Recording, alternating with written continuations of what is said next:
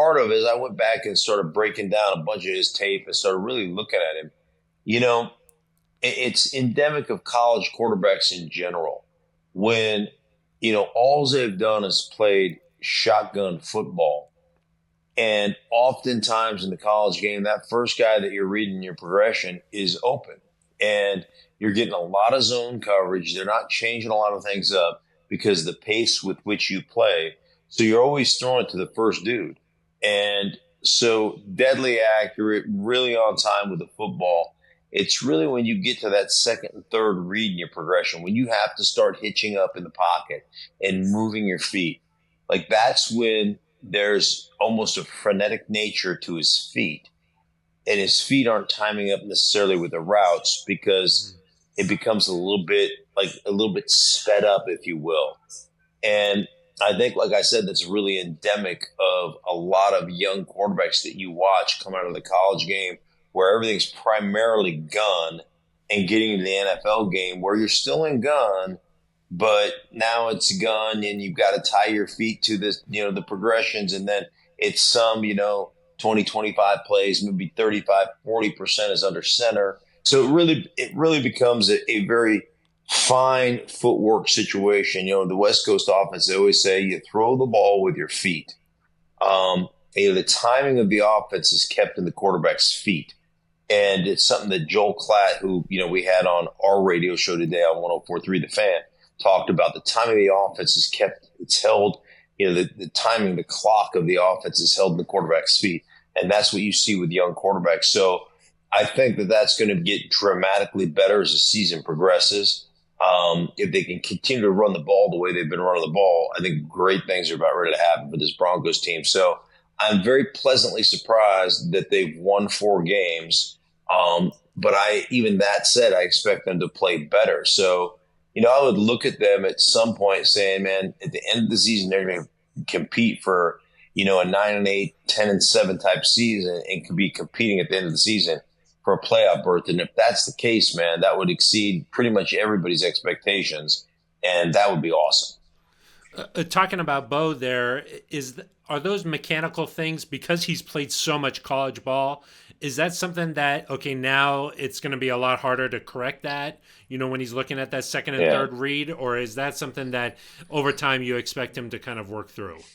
I would expect him. He's a smart dude. I would expect him to be able to work through those things. Again, it's just like anything else. It's an adjustment.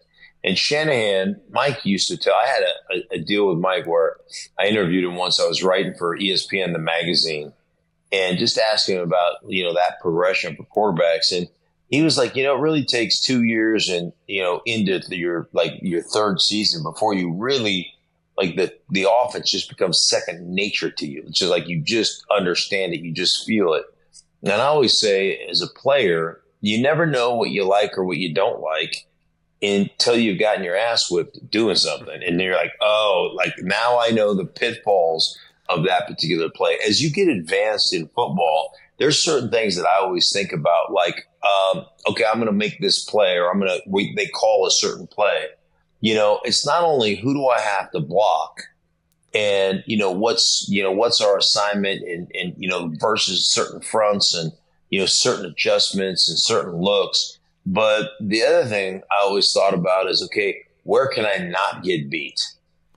So, where do I have late help? Where do I want to funnel a guy to? Where can I get beat in this particular protection or this particular run scheme? And where is it imperative that I don't get beat? Where do I not have any help? Like if I get beat early here, it ruins the play. If I get beat here, I've got bailout plans. And so the reason you do that is you always want to keep a guy where you want to keep a guy. I call it funneling players. I always want to funnel them to where it doesn't matter if they beat me because they're going to be away from the play side. They're going to be away from, the quarterback. They're going to there's going to be a running back releasing through that gap. I know he's coming over there late. So there's going to be traffic. There's going to be issues. And you don't really understand that or really know that until you've played for a while. And then you're like, oh, yeah, I know that on this particular protection, I've got B gap released by the tailback. So he may have to check something, but as soon as he checks it, bam, he's out the B gap. All right, well, I'm going to make sure I take an inside set and funnel my defensive tackle into that B gap area. And those are things you constantly think about as you kind of grow and as you continue to play. Interesting. I like that. Talking about the offensive line here, the Broncos, they've only given up 9 sacks this season. They're tied for first in the NFL. Mm-hmm. It's different than last year, Mark. I'll say that. Is that more like Bo, or you see a lot of improvement here with the O-line? Yeah, no. It's I think a lot of it is Bo.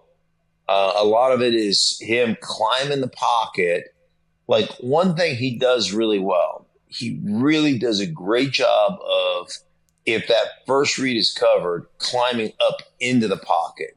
Mm-hmm. He's really good at that. Now, his feet are a little discombobulated, and one of the reasons he's been inaccurate in those things, but he does a great job with that stuff. So that, to me, is big time. And that, to me, alleviates some of that edge pressure that we saw a ton of sacks be given up last year, when a lot of them were credited the offensive line, that I would say probably 40% of the sacks given up last year were directly the quarterback's problem, the quarterback issue. And so he avoids a lot of those. And then he's so athletic, and he can scramble and he can do all those things. So, like, those things are big time for an offensive line. So he bails them out of a lot of protection issues, to be sure.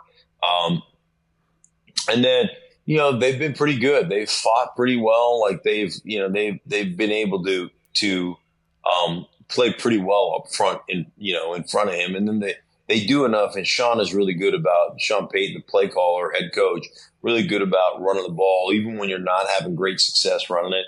Really continue to run it so that you can continue to use your screen game, your bubble screen game, your swing pass game. So where I can really be an aggressive offensive lineman, I can take some run block sets and pass pro. So, a lot of, like, being a great pass pro team, and Sean will tell you this, like, sacks are more a quarterback statistic than they are an offensive line statistic.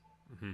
Like, to me, if you give up a lot of sacks, one, your quarterback probably stinks at protecting himself and protecting the guys in front of him, holding the ball too long, escaping out the back of the pocket. There's a lot of things that go into that. So the game has changed in that it's so much 3-step, so much 5-step, so much screen, so much get the ball out of your hand in under 2 seconds, or 2 seconds. Like, a lot of that stuff that happens goes on the quarterback, in my opinion. So that's one thing. And then a lot of the sacks that are given up go on play callers as well. You got to give your offensive line the tools to be successful. And I always use this analogy, and I'll use it with you. You could say, hey, Phil, hey, Stink, I need you to build me a deck, and I'll get you all the lumber, okay? And I'm like, great, I've got a construction background. I can build you a deck. And then you're like, I've got all the lumber. It's the best lumber. It's straight, it's plumb. Everything is awesome. But here's the only thing you get to build that deck with. It's a hammer.